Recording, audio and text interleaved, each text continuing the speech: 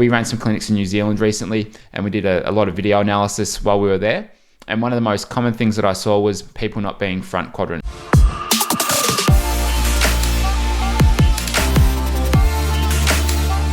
Hey, Brenton here.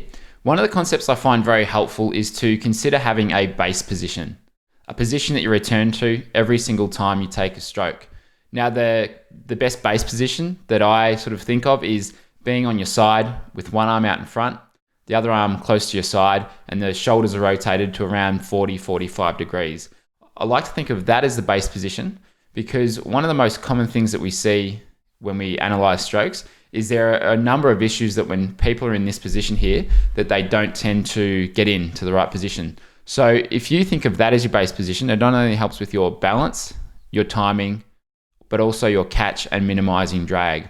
So the reason it helps with your timing, if we look from above, so this bird's eye view, with most top swimmers, most elite swimmers who are doing any sort of distance, they're going to be front quadrant. So there's always going to be a hand or an arm in front of the head. So we ran some clinics in New Zealand recently, and we did a lot of video analysis while we were there. And one of the most common things that I saw was people not being front quadrant. So at a point in time, there was nothing out in front of the head. And when that happens, it's pretty common to see the legs start to drop down and for you to lose balance. It also makes it very hard to breathe. If there's nothing out in front to give you balance and stability, really hard to get that breath. So it can really help with that part of the stroke.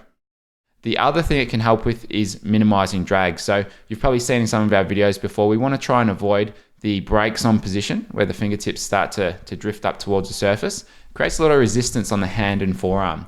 So if you can get your fingers to that base position, which is fingers below wrist, wrist below elbow, and normally the fingertips will be just a little bit deeper than the shoulder. It can help minimize drag in that way. The other thing that it can help with is the catch. So if you start the catch with those fingers high and the elbows slightly dropped, then it's very hard to then move into a high elbow catch, or it's a lot more difficult. So it really helps to start that in the right position. The other thing with your balance and alignment is in that base position, your hand should be directly in line with your shoulder. So again, if we're looking from above, we want to try and see that hand directly in line with that shoulder. That's that train track position that you've probably seen in previous videos. If the hand is crossing the center, which is a really common thing, it's probably the second most common thing we see when we do analysis. If it's crossing over, then again, you're going to be forced to press down on the water. Very hard to get a good catch from that position. So in this one base position, there's a lot that you can work on and you can refine. And the two drills we normally do to help refine these positions here, side kick drill, very similar to that base position, and 6-1-6 drill where you do 6 kicks on the side, 1 stroke changeover. Now, what we do these drills at clinics because they're really good for ironing out some of these mistakes and flaws that we see in the stroke. When you do that 6-1-6 drill, you want to make sure that as you're kicking on the side, you've got all those things in place, which is fingers below wrist, wrist below elbow, hand directly in line with the shoulder.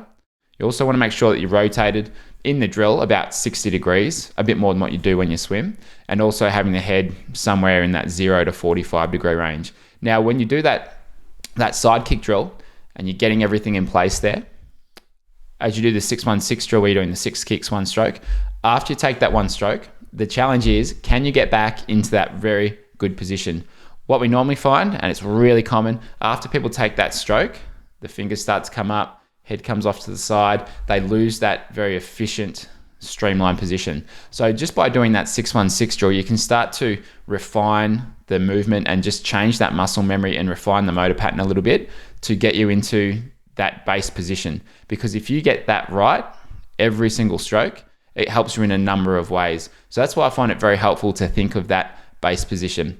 Now, it's probably best for people who aren't front quadrant. So if you feel like you're on this treadmill that you can't get off, like the arms are just spinning and there's no point where you actually get to rest at all in your stroke, then it's probably because you're entering and pulling through too soon and that hand starting to catch straight away. And maybe combined with that, you're not getting enough reach out in front and rotation along with it. So you might be swimming flat and the arms are just spinning through. So if you consider all you want to do when you're swimming is just move from that one base position to the other base position, then you've got that that ability to kind of rest each stroke. Now, obviously you're not stopping, you're not pausing. We don't want to just stop completely. The lead hand should always stay in motion, But as a general rule of thumb, that can be a very good way to bring the heart rate down and make sure you refine or get rid of some of those really common mistakes that we see in the stroke. And this is a drill that can work really well for not only well-experienced swimmers, but really for people who are newer to the sport. And a way to get started with this is you might just start by doing kick on your side. Now, wear fins for this drill. It's heaps easy doing it with fins. And it can also be useful to wear a snorkel in the beginning. As you're going through this drill, we spoke about the key things we want in place, which is fingers deeper than the wrist, wrist deeper than the hand or arm directly in line with the shoulder, and head somewhere down. But what I normally recommend to people is look forwards every now and then, check your hand position, make sure that the arm's not drifting across, make sure the fingers aren't rising up to the surface, because if you can get those things in place and you can sort of bridge that gap from perception versus reality, that is one of the best ways that you can change your stroke. So there's nothing wrong in drills just to sort of look at your hands, look at your arms, see they're in the right position, because more times than not, what you think you're doing is very different than what you're actually doing. So you might just start with something like 450s with fins on and snorkel on, doing side kick drill, just making sure that each of those things are in place. The other thing you need to check is your rotation. You should be a little bit more on your side than you are on your front for this drill. Then after that, after you've refined each of those things, go into 450s of swim, and you can practice, or you can try and make yourself feel like you're moving through each of those base positions, left side to right side.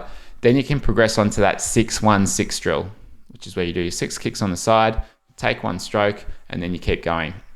When you do that 6-1-6 drill, just make sure that all those things are in place again. Now, you've probably seen these drills before. They're really simple. They're really common, but having great fundamentals really helps going forward. So even with elite swimmers, sometimes we'll bring it back to the very fundamentals, because there are things that they can still improve on. So there's nothing wrong with doing simple drills. Maybe not as fun or as unusual as drills like the YMCA drill that we showed a few weeks ago, but getting good at these fundamentals is so important. And that's why we start with just some really simple drills in our clinics when we run them here in Australia and overseas, and even with our virtual clinic where we recorded a clinic, and that's inside our video membership. So we start with really basic ones, then progress to some more challenge ones that work on the catch and the pull. But get good at being perfect in this base position, and that will help you going forwards. Now, I'd love to hear your comments below. What do you think of this base position? Is this something that you currently get into, or do you feel like you're off track there